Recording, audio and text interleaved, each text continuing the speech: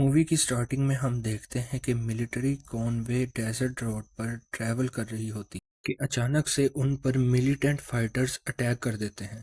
Soldiers fight back करते हैं लेकिन अटैक सडन होने की वजह से कॉनवे डिस्ट्रॉय हो जाती है। उनमें से एक सोल्जर फाइट करता है, फेलो सोल्जर्स को बचाने की कोशिश करता है, लेकिन अनफॉर्चुनेटली उसका अपना भाई इस अटैक में मर जाता है। इस इंसिडेंट की वजह से सोल्जर की लाइफ कम्प्लीटली चेंज हो जाती है। इस इंसिडेंट के 2 साल बाद soldier army ranger training program join करता है। इस आर्मी की ट्रेनिंग काफ़ी टफ होती है। रिक्रूट्स को नेम्स के बजाय नंबर्स दिए जाते हैं। इस मूवी का मेन कैरेक्टर 81 नंबर के नाम से जाना जाता है।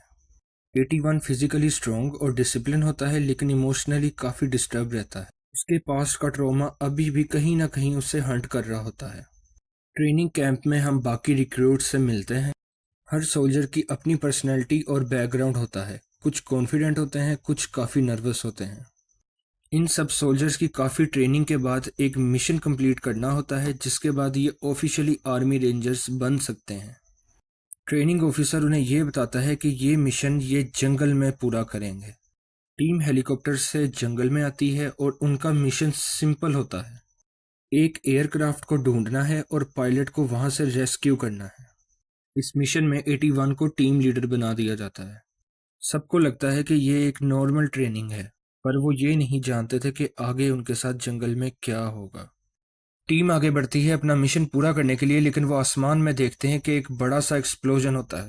टीम की कम्युनिकेशन और कंपास डिवाइसेस दोनों मेल फंक्शन हो जाती हैं, पर फिर भी टीम अपना मिशन कंटिन्यू रखती हैं। टीम जंगल में जा रही होती है कि उन्हें एक मेटेलिक ऑब्जेक्ट दिखती है, जिसे वो एक क्रैश्ड एयरक्राफ्ट समझते हैं। 81 नंबर सोल्जर अपनी टीम को उस एयरक्राफ्ट पर हमला करने के लिए कहता है, पर जैसे ही टीम उस पर हमला करती है तो ये उनकी सबसे बड़ी गलती होती है। एयरक्राफ्ट के अंदर से एक मैसिव मैकेनिकल क्रिएचर निकलता है और वो टीम पर हमला कर देता है। ये कोई नॉर्मल मशीन नहीं होती, बल्कि ये एक एडवांस एलियन वॉर मशीन होती है। मशीन पर अटैक करने के बाद मशीन भी सोल्जर्स पर अटैक करती है, जिसमें सोल्जर्स काफ़ी ज़ख्मी हो जाते हैं।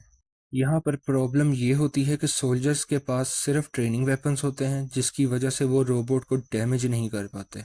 मशीन बहुत ब्रूटल होती है और सोल्जर्स को एलिमिनेट करना स्टार्ट कर देती है, जिस पर टीम काफ़ी पैनिक हो जाती है। अब ये ट्रेनिंग मिशन एक्सरसाइज नहीं बल्कि रियल सर्वाइवल बन जाता है। 81 जल्दी से लीडरशिप लेता है। वो बाकी सोल्जर्स को रीग्रुप करता है और जंगल में भाग जाता है। जब वो जंगल में भागते हैं तो मशीन उनका पीछा करती है। कुछ सोल्जर्स बच जाते हैं और कुछ उस हमले में मर जाते हैं, जिसकी वजह से टीम काफ़ी मेंबर्स लूज कर देती है। टीम जंगल से भागते हुए एक दरिया के पास आती है और वो पानी के जरिए भागने की कोशिश करते हैं। फाइनली सोल्जर्स एक आर्मर्ड व्हीकल तक पहुंचते हैं। वो उस व्हीकल में बेस जाने की कोशिश करते हैं, लेकिन मशीन उनका पीछा नहीं छोड़ती और यहाँ एक इंटेंस चेस सीक्वेंस होता है। चेस के दौरान बाकी सोल्जर्स मर जाते हैं, सिर्फ 81 और एक सोल्जर बच जाता है। 81 मशीन को ऑब्जर्व करता है कि उसकी बॉडी में वेंटिलेशन सिस्टम है। वो मशीन को एक कंस्ट्रक्शन एरिया में लाता है और फिर रॉक्स उसके वेंटिलेशन में डाल देता है और मशीन ओवरहीट होकर फट जाती है।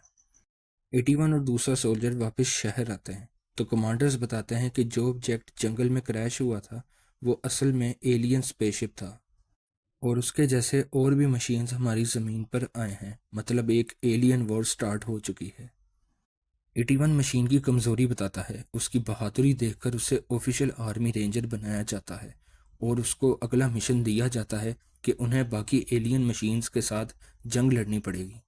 और इसके बाद मूवी यहीं ख़त्म होती है, लेकिन हमें एक हिंट देती है कि फ्यूचर में एलियन वॉर आने लगा है।